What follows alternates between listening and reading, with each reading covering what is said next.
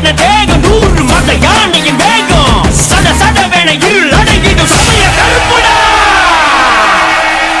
அவன் கச்சா கட்டி கொக்கரிச்சு வெள்ள குதிரை ஏறி அந்த காடு மலை அத்தனையும் வாழும் கருப்பு